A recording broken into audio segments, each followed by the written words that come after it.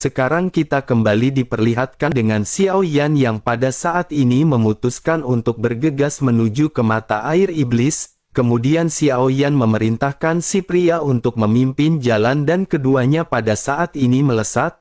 Namun begitu baru saja kelompok Xiao Yan melangkah, saat berikutnya ada 3 sosok yang bergegas menuju ke arah pria tersebut dari arah yang berbeda. Matanya tiba-tiba menjadi gelap dan ini bukanlah ekspresi ketakutan. Dirinya benar-benar tidak pernah menyangka mengapa mereka semua mendatangi sosok pria tersebut. Di dalam hatinya si pria berpikir bahwa Xiao Yan dianggap sebagai kesemek yang lembut. Biasanya sosok yang terlemah akan diincar terlebih dahulu, tetapi hal tersebut tidak terjadi kepada Xiao Yan. Sosoknya pun seketika menoleh dan sosoknya menemukan bahwa Xiao Yan benar-benar telah menghilang. Si pria pada saat ini memiliki garis hitam di kepalanya dan segera kembali fokus pada 3 sosok yang mendekat. Serangan dahsyat pada saat ini segera menyelimuti sosok si pria. Sosoknya pun segera bergumam bahwa mereka benar-benar berani dengan hanya memiliki kekuatan 1 langkah tahap kedua dan 2 langkah tahap pertama keabadian. Begitu selesai berbicara, sosoknya pada akhirnya segera mulai mengerahkan kekuatan miliknya. Benturan di antara kedua belah pihak pun seketika terjadi dan pertempuran ini benar-benar sangat intens. Awalnya si pria memang memiliki dominasi yang mutlak kepada 3 sosok yang menyerang. Namun pada akhirnya seiring dengan berjalannya waktu si pria pada saat ini kekuatan semakin turun dan sosoknya benar-benar ditekan. Pemimpin dari kelompok ini yang merupakan keabadian langkah kedua juga pada saat ini menjadi semakin bersemangat. Sosoknya segera memerintahkan kedua anak buahnya untuk mengekang si pria. Bersamaan dengan hal tersebut sosoknya pada saat ini melesat mengacungkan pedang tajam ke arah dada si pria. Selama jantung si pria hancur maka kekuatannya akan turun dari langkah ketiga ke langkah kedua. Jika hal ini terjadi maka pria tersebut tidak akan bisa menjadi lawan dari kelompok tersebut. Melihat serangan yang datang, si pria pada saat ini menggertakkan giginya dan sosoknya kesulitan untuk menggerakkan tubuh. Meskipun dirinya merupakan seorang langkah ketiga keabadian tetapi tampaknya kekuatannya benar-benar tidak terlalu kuat. Si pria pun hanya bisa melotot melihat pedang yang pada akhirnya hendak menembus ke arah jantungnya. Namun bersamaan dengan hal tersebut seonggok pedang raksasa segera datang dari sisi yang jauh. Pada saat-saat kritis ini pedang raksasa benar-benar memblokir pedang yang menusuk jantung si pria. Benturan logam pada saat ini terjadi dan kekuatan besar dari pedang berat benar-benar melempar mundur pedang tajam. Ekspresi pria yang memegang pedang juga seketika berubah dan sosoknya memutuskan untuk sedikit melangkah mundur. Si pria lanjut menatap ke arah di mana pedang berat tersebut terbang. Si pria melihat keberadaan sosok Xiao Yan yang pada saat ini perlahan berjalan mendekat. Suara Xiao Yan juga terdengar ketika berkata bahwa kekuatan si pria yang berada di langkah ketiga benar-benar terlalu lemah. Menanggapi hal tersebut si pria pada saat ini hanya terdiam menatap ke arah Xiao Yan yang baru saja muncul. Sementara itu 3 sosok yang pada saat sebelumnya melakukan penyerangan pada saat ini berkumpul. Ketiganya segera berkata serempak setelah merasakan kekuatan Xiao Yan bahwa ini adalah dogat. Selanjutnya pemimpin dari kelompok ini memerintahkan pria yang bernama Qi Gao untuk menghancurkan sosok Xiao Yan. Tanpa banyak penundaan lagi Qi Gao pada saat ini segera melesat dengan telapak tangan raksasa yang berisi kekuatan keabadian. Telapak tangan raksasa setinggi 100 meter pada saat ini segera dilesatkan menuju ke arah Xiao Yan. Qi Gao tampak sangat percaya diri dengan serangannya yang akan mampu menghancurkan seorang dogat bintang 9. Tidak peduli seberapa banyak bintang di lautan bintang Xiao Yan masih tetaplah seorang dogat. Dengan begitu Xiao Yan tidak akan bisa menerima serangan yang dilesatkan oleh Qi Gao ini. Tampaknya pria-pria yang berada di tingkat keabadian benar-benar telah tertipu oleh penampilan dari Xiao Yan. Xiao Yan pada saat ini tersenyum dan melihat telapak tangan raksasa yang mendekat. Xiao Yan tiba-tiba berakselerasi dan langsung menembus telapak tangan raksasa. Dalam sekejap mata Xiao Yan pada akhirnya sudah berada di hadapan Qi Gao dan melesatkan tinju miliknya. Dalam waktu singkat ledakan pada akhirnya terjadi dengan suara keras yang terdengar.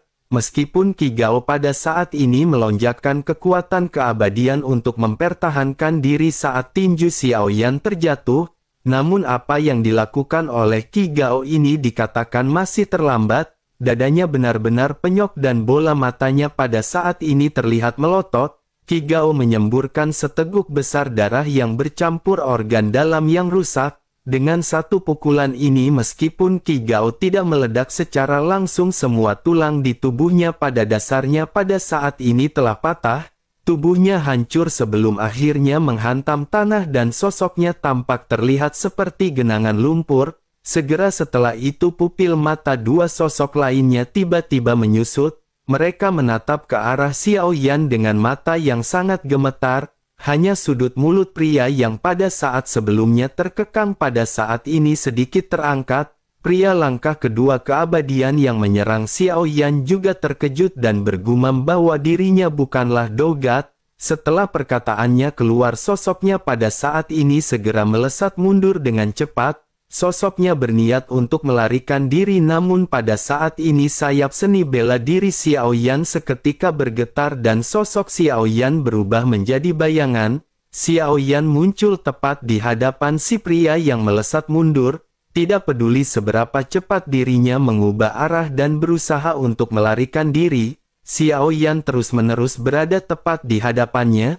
Kulit kepala si pria pun mati rasa dan dirinya benar-benar tidak pernah menyangka akan memprovokasi monster seperti Xiao Yan. Satu pukulan saja benar-benar hampir membunuh makhluk keabadian langkah pertama. Meskipun pria itu tidak tahu apakah kekuatan yang dimiliki oleh Xiao Yan, namun pukulan sebelumnya membuat sebuah ide pada saat ini muncul di benaknya. Si pria berpikir setidaknya Xiao Yan merupakan langkah kelima atau mungkin langkah keenam keabadian. Bersamaan dengan si pria yang pada saat ini terlihat merenung, Xiao Yan pada akhirnya segera kembali berbicara dengan tegas. Xiao Yan berkata bahwa jika dirinya masih berusaha untuk melarikan diri maka dirinya akan berakhir dengan nasib yang sama. Si pria pada akhirnya hanya bisa tertegun dan tidak lagi berniat untuk melarikan diri. Sosoknya menundukkan kepala sebelum akhirnya menangkupkan tangannya ke arah Xiao Yan. Dengan tubuh yang gemetar sosoknya segera meminta Xiao Yan untuk mengasihaninya. Xiao Yan pada saat ini tanpa ekspresi segera berkata kepada si pria agar dirinya memberikan Xiao Yan sebuah alasan. Si pria tampak tersenyum pahit dan sosoknya pada saat ini sedikit bingung. Melihat hal tersebut, Xiao Yan segera menjelaskan bahwa si pria harus memberikan alasan kepada Xiao Yan mengapa dirinya masih harus hidup.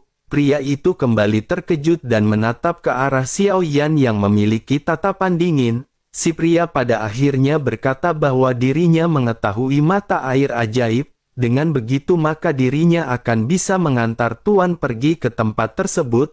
Xiao Yan pada saat ini segera menjelaskan bahwa pria yang sebelumnya mereka serang telah mengatakan alasan ini. Si pria pada saat ini benar-benar terdiam dan bingung apa yang bisa menjamin kehidupannya.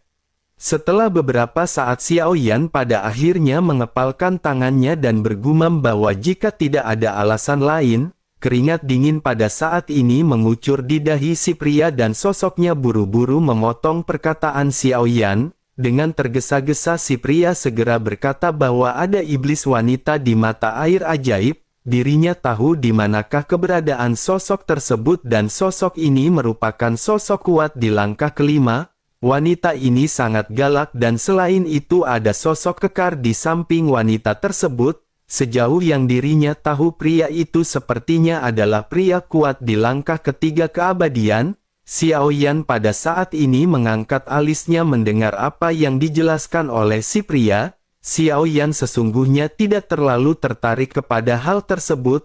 Sebaliknya Xiao Yan sedikit penasaran dengan apa yang disebut oleh mata air iblis atau mata air ajaib ini.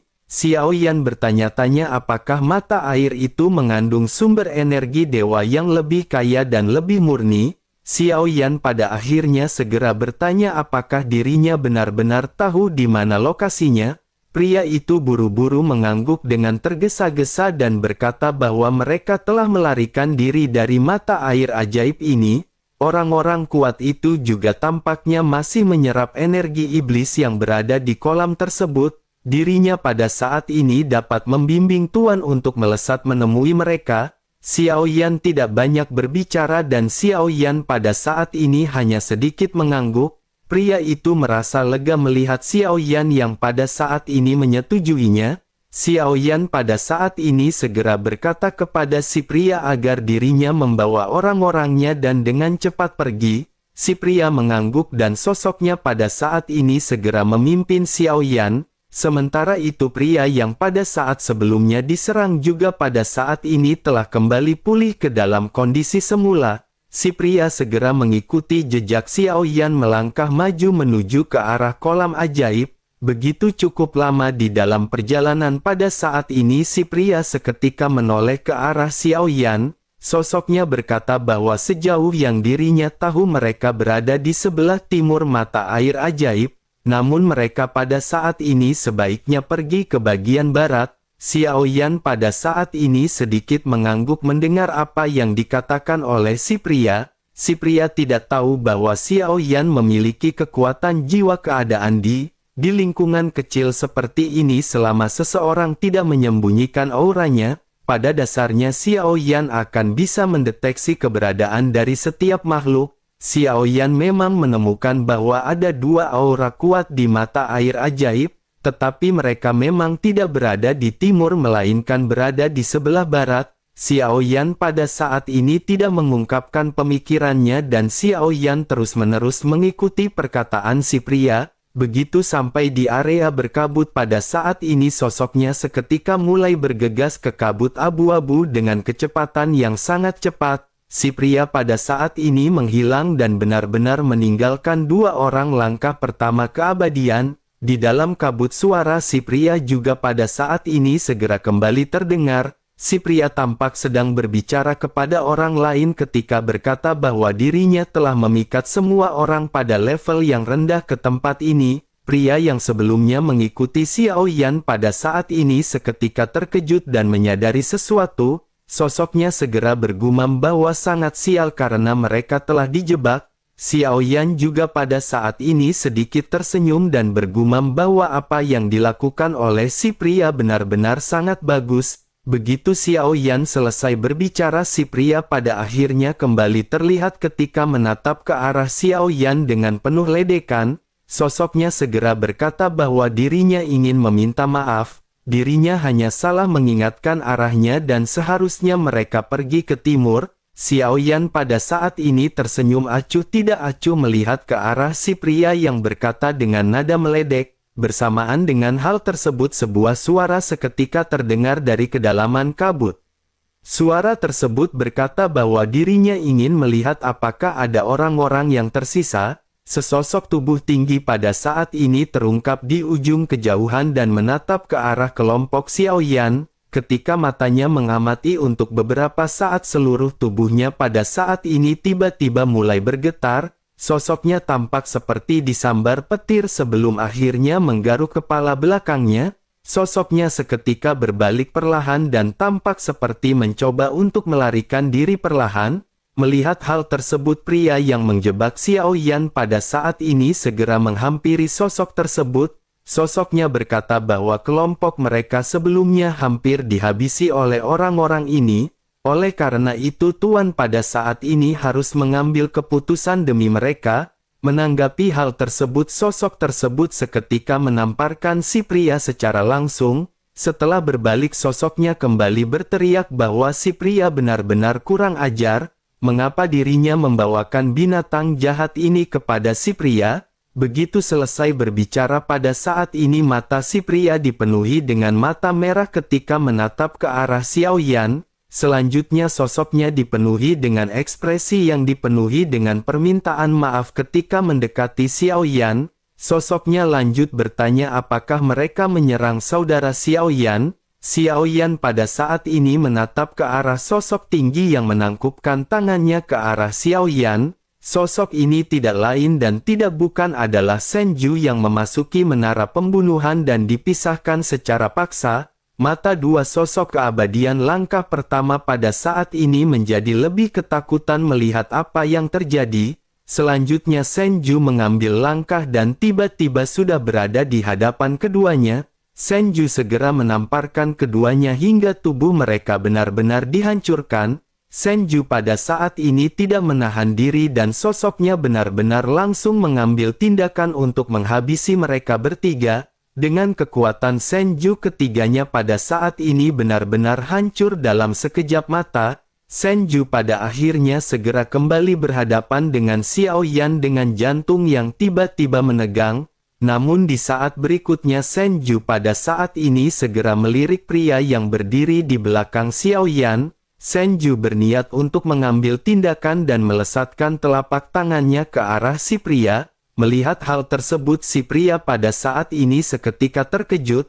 Si pria bisa merasakan bahwa meskipun mereka sama-sama berada di langkah ketiga tetapi dirinya tahu bahwa Senju jauh lebih kuat jika dibandingkan dengannya. Sementara itu melihat Senju yang bertingkah sembarangan, Xiao Yan pada saat ini segera mulai berbicara. Xiao Yan bertanya kepada Senju apakah Xiao Yan meminta Senju untuk menghabisinya.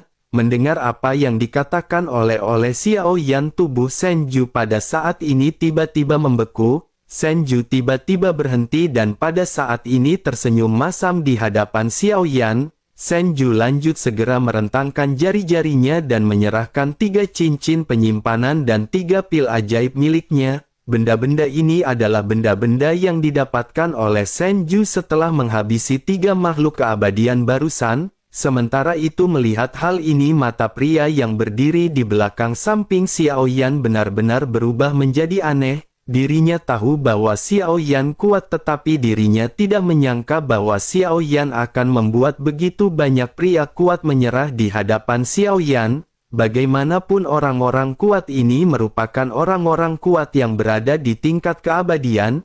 Meskipun mereka tidak mengenali satu sama lain tetapi mereka bisa merasakan kekuatan dari pihak-pihak lainnya. Sementara itu Xiao Yan pada saat ini segera mengambil cincin penyimpanan di tangan Senju dan memandang Senju dengan acuh tak acuh. Xiao Yan lanjut bertanya kepada Senju apakah dirinya begitu ingin menghabisi orang dan membungkam mereka karena takut mengungkapkan sebuah rencana.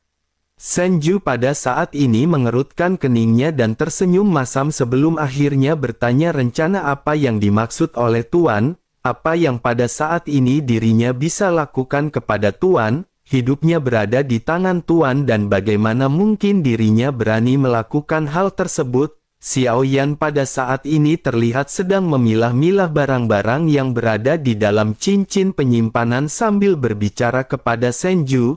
Xiao Yan berkata bahwa sebelum orang itu dibunuh oleh Senju, Xiao Yan mendengar bahwa Senju lah yang telah memberikan perintah. Terlebih lagi Xiao Yan juga curiga hidup Senju masih di tangan orang lain. Senju seketika memiliki ekspresi yang berubah drastis mendengar apa yang dikatakan oleh Xiao Yan. Senju pada akhirnya segera membantah dengan keras dan berkata bahwa dirinya memang meminta mereka untuk membawa orang-orang lemah ke tempat ini. Namun dirinya tidak tahu bahwa di antara orang-orang tersebut ada saudara Xiao Yan. Jika dirinya tahu keberadaan dari saudara Xiao Yan, bagaimana mungkin dirinya tidak akan langsung menghampiri saudara Xiao Yan? Mendengar hal tersebut Xiao Yan masih dengan tanpa ekspresi dan sambil memilah-milah cincin penyimpanan kembali mulai berbicara. Xiao Yan berkata bahwa selain dari hal tersebut apakah ada hal lain yang pada saat ini disembunyikan oleh Senju? Senju pun menghela nafas dan berkata bahwa dirinya mengakui bahwa hidupnya memang berada di tangan Yu Qing, namun dirinya tidak memiliki rencana untuk menyakiti Tuan karena bagaimanapun juga nyawa Yu Qing berada di tangan Tuan dan mereka tidak akan berani melakukan tindakan apapun. Xiao Yan pada saat ini menganggukkan kepalanya karena memang kedua gadis itu juga telah menyumbangkan esensi darah mereka. Esensi darah ini disimpan oleh permaisuri dan suatu saat ketika mereka membelot maka permaisuri akan dapat langsung menghancurkan mereka. Xiao Yan pun menghela nafas sebelum akhirnya Xiao Yan kembali melontarkan pertanyaan kepada Senju. Xiao Yan berkata bahwa dirinya mendengar ada iblis wanita langkah kelima keabadian di tempat ini. Senju sedikit merenung sebelum akhirnya menjawab bahwa itu memang benar, dirinya memang iblis wanita dan temperamen Taiking memang seperti ini. Begitu perkataan dari Senju terdengar angin dingin pada saat ini seketika melonjak di belakang Senju. Sebuah telapak tangan seketika menghantam kepala Senju mengakibatkan Senju terlempar dengan sangat jauh. Sosok wanita yang ternyata adalah Taiking benar-benar langsung mengambil tindakan di hadapan Xiao Yan. Tampaknya bagi seorang pria sebaiknya jangan mengatakan hal-hal buruk secara terbuka atau diam-diam kepada sesosok wanita.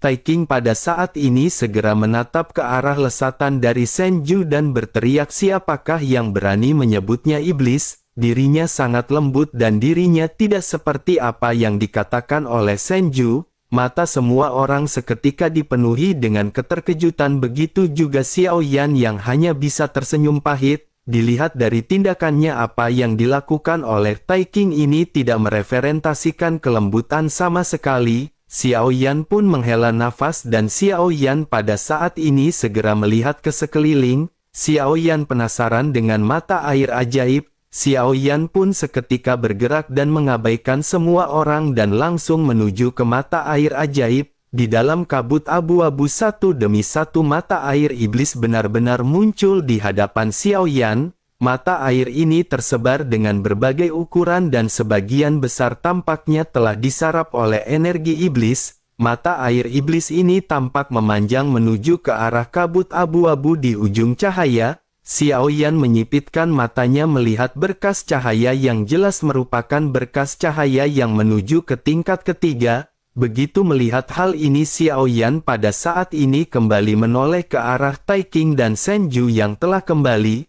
Xiao Yan bertanya ramuan ajaib macam apa yang pada saat ini berada di dalam tubuh mereka. Senju segera menjawab bahwa dirinya memiliki 2 pola.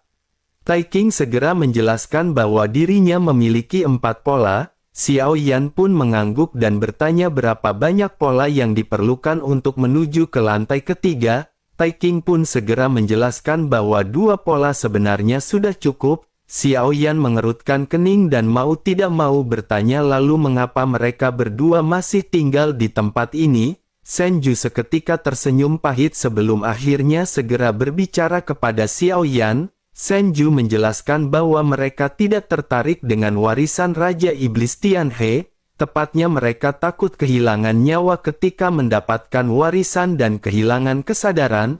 Mereka tidak tahu bahaya apa yang akan mereka hadapi jika mereka terus melakukan perjalanan.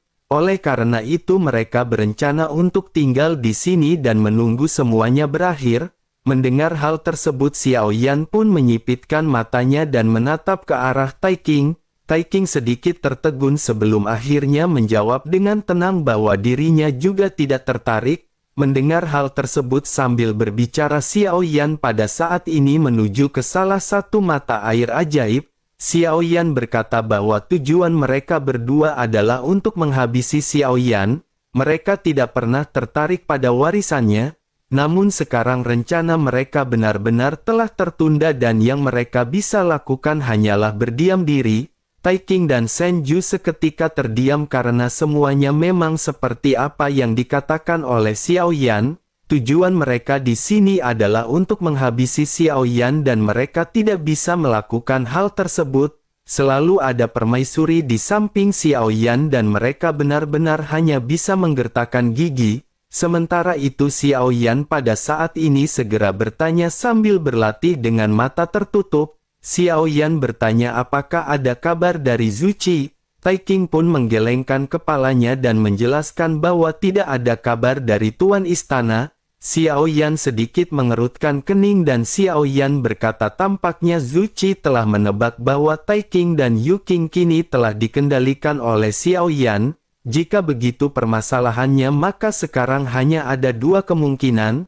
Kemungkinan pertama, klon dari Zuchi telah mundur dari tempat ini, atau kemungkinan kedua, Zuchi berencana sendiri untuk melenyapkan Xiao Yan. bersamaan dengan Xiao Yan yang sedang berlatih di ruang lain di menara pembunuhan tingkat kedua, klon Zuchi bernama Yong He sedang duduk bersila dan terlihat ada sesosok wanita cantik berdiri di sampingnya. Sosok ini adalah Yu Qing yang terpisah dari Tai Qing.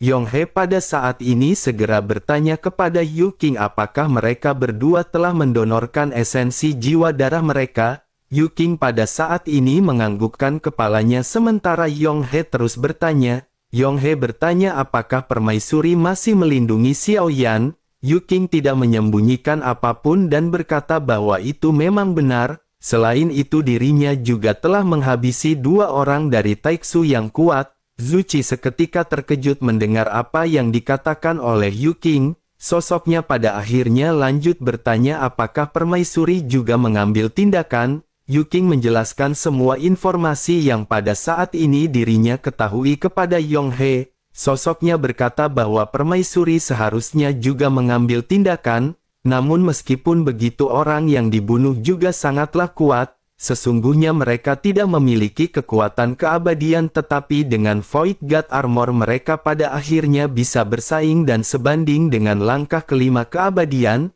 Terlebih lagi yang mencengangkan bagi mereka adalah sosok Xiao Yan ini benar-benar mirip dengan penguasa istana. Yong He pada saat ini menganggukkan kepalanya dan berkata bahwa dirinya juga merasakan adanya sesuatu yang aneh selama ini. Mengapa ada 2 orang yang terlihat persis sama dan ini jelas bukanlah suatu kebetulan? Meski dirinya tidak tahu apa hubungannya dengan pria tersebut tetapi dirinya bisa merasakan ada hubungan yang tidak terelakkan dengannya. Dirinya bahkan memiliki perasaan bahwa dirinya sepertinya benar-benar ditakdirkan untuk bertarung dengan sosok tersebut. Selain itu dirinya juga tidak menyangka bahwa orang-orang Taiksu akan datang begitu cepat. Namun meskipun begitu dirinya memiliki sebuah ide yang tidak buruk sama sekali untuk dicoba. Orang-orang ini telah dikirim untuk menyelidiki daerah di sekitar, sementara itu di sisi lain permaisuri juga hanya membawa kelinci Bing Yun dan bawahannya yang lain berada di bintang Vientiane. Jika kelompok Zuchi bersatu dengan Taiksu untuk mengalahkan mereka, maka mereka akan bisa menghabisi permaisuri dan pria tersebut di tempat ini. Permaisuri juga bukan lagi permaisuri yang seperti dulu karena telah lama mati. Sekarang hanya sisa jiwa yang tersisa dan dirinya benar-benar akan bisa untuk dihancurkan. Meskipun agak sulit tetapi mereka benar-benar masih memiliki kesempatan untuk menghancurkan permaisuri. Begitu selesai berbicara Yong He pada saat ini segera menoleh ke arah Yu Qing. Sosoknya lanjut berkata bahwa yang terbaik bagi Yu Qing adalah menemui Xiao Yan. Yu Qing harus mendapatkan lokasinya dan segera melaporkannya kepada Yong He. Yu Qing pun mengangguk dan menjelaskan bahwa Tai Qing telah mengirimkan berita bahwa dirinya telah bertemu dengan Xiao Yan saat ini. Mereka juga berada di lantai 2 tetapi jika mereka ingin berhadapan dengan sosok Xiao Yan, mereka sepertinya hanya bisa masuk terlebih dahulu ke lantai ketiga. Hal itu dikarenakan di lantai kedua ini masih terdapat banyak ruang independen, meskipun sama-sama berada di lantai 2 tetapi mereka belum tentu bisa bertemu satu dengan yang lain. Yong He menganggukkan kepalanya dan berkata agar Yu Qing pada saat ini harus berhati-hati, sebelum bala bantuan tiba mereka benar-benar tidak boleh melakukan tindakan apapun. Jika tidak maka mereka benar-benar akan kehilangan segalanya dan mereka benar-benar akan dihancurkan. Yu Qing pun pada saat ini menganggukkan kepalanya dan sosoknya segera menangkupkan tinjunya sebelum akhirnya mengangguk. Yu Qing pada saat ini sesungguhnya benar-benar sangat dilema di dalam hatinya. Yu Qing pada saat ini benar-benar tidak tahu kemanakah Yu Qing harus bertindak dan Yu Qing pada saat ini hanya bisa pasrah ditagih oleh Bude Yanti karena belum membayarkan cawet yang dirinya beli.